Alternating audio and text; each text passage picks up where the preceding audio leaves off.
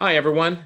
My name is Albert Whale, and today's episode on Problem Solved, Episode 4, What is COTS? I'm here with Kevin Harding from Hands of Support, the DC Metro MSP.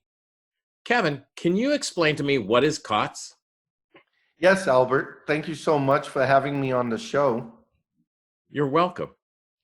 So, when we talk about COTS, it's actually an acronym for Okay. commercial off the shelf. And when I think about commercial off the shelf, many people, many small business owners right now are buying network products or computer equipment from Amazon or Best Buy or other places. And up until very recently, I thought that there was nothing wrong with that as long as the equipment was secured properly. Right. Well, it goes goes without explanation that a lot of manufacturers provide a product that's really open in nature so that it's easier to implement, meaning that there's no security built in until you do that, correct? Yes, absolutely. But even if you put in security for the COTS solution, what else is there lurking behind the scenes that we discovered with some of your COTS products? I think one of the things that we discovered with my COTS products, and I can't think of any other tool that I could have used to be able to show the out-of-box experience or configuration of the COTS product and the countries that the COTS product was allowed to connect to out of the box.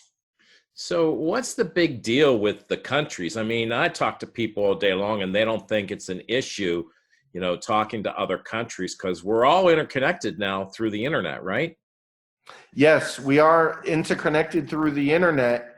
However, if you have no reason, or actually stepping back, if you are not, if you don't have a teaming agreement, contractual agreement, or things of that nature with foreign countries, then really there should be no reason why your equipment is connecting to those countries and allowing those countries to reach back into your network to steal your data. So, can't you just turn off your equipment and reset it and turn it back on? Didn't that clear the problem? Unfortunately, no, because the connections, the receiving country will actually get a notification when you're back accessible on the internet. So, it's kind of like a persistent connection then. Absolutely. So, in addition to the persistent connections to foreign countries, we also identified connections to entities that were related to the foreign country, but were also based in the US as well. Absolutely.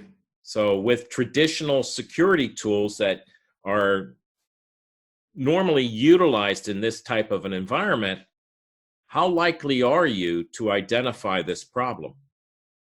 You're not, if you don't have specifically designed tools. In this case, I used a product called ITS Safe by ITS Security Solutions. That's our product, It's Safe. And we identified the foreign countries originally, eliminated them, and then found that your COTS solution, we're still trying to phone home, and then also phone home through entities in the United States as well. That's right. And the And we only also witnessed when those connections were blocked, they pivoted and attempted to still make those connections. Right. They tried to go to an alternate source, which we identified and was also able to block as well. Absolutely. So the lesson here is buyer beware. COTS products are cheap, resources for us to utilize in our business, but that doesn't make them secure, correct? And I think adding on to that, Albert, the lesson is definitely buyer beware, but anything introduced to your network should be introduced by an expert. And that is not an expert by name or by title or by certification, but that expert needs to know exactly what that device is doing, whether it's an IP phone, a printer, a laptop, a tablet, a cell phone. They need to know what that device is doing and So where what it's tool would you use? connecting to. What tool would the expert use in best identifying those situations? In this case, I highly recommend the ITS Safe product. Well, there you have it, everyone. Kevin Harding from Hands of Support. Contact him in Washington, D.C. for your managed service provider needs. Thank you, Kevin. Thank you, Albert. Have a wonderful day. You too.